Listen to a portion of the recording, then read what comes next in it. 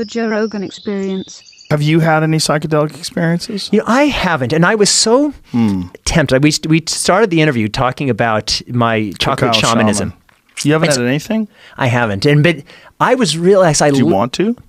I don't think so, and I'll tell you why. So I listened to the Michael Palin interviews, and he had his great conversation with Sam Harris, and I really think that this psilocybin stuff is real. And just got decriminalized. I know, in Denver. I was just there the other day. But as I said before, I think that the ultimate drug is us. And so for me, I would rather, and I definitely think that our awareness, it doesn't encompass everything that is knowable, everything that we could know, but we hem ourselves in. And if we want to get out of those limitations, certainly drugs are ways that people have used for many thousands of years. But when you take the drug, you're like taking the drug and then you're not taking the drug. Like I would rather... What does that mean? It's like if you're taking psilocybin, you're having this great experience. But then tomorrow you're not taking psilocybin, and so kind of your consciousness has narrowed. My aspiration would be to recognize that the drug is us. That if we want to expand our consciousness, there are all kinds of ways, whether it's meditation or awareness or just simple appreciation. That's when I do these cacao ceremonies. What I say is like you have this cacao in front of you, but it's not just this. Like think of the person in Honduras who planted the seed, the person who watered that seed, the person who took the plant, the person who paved the road to bring the plant. And I just think that we can expand our consciousness through our own means, and then we always have access. I hear what you're saying, but you're saying this from a person that's never had psychedelic experiences, and it's really preposterous. If you did experience what psilocybin can do to you, you definitely wouldn't be saying it this way. You also wouldn't be thinking that you take it and then you're not on it anymore, because it's profoundly influential for your perspective in regards to the whole rest of your existence. There's many people that have had psychedelic experiences that think about it as a rebirth, that they've gone through this and changed.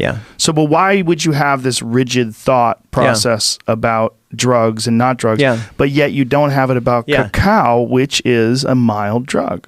And so you're right that it may not be entirely consistent. Some of the people you've described are good friends of mine who've really done it, and I've talked to them about it, and I'm endlessly curious.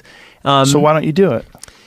The reason is, so far, I have been on this journey to see what's possible within myself, and I'm still on that journey. I don't want to close off any possibility for anything. Why would you assume that it would close things off? That's what's confusing. It's just opening you up to a new experience that other people have found to be profoundly influential.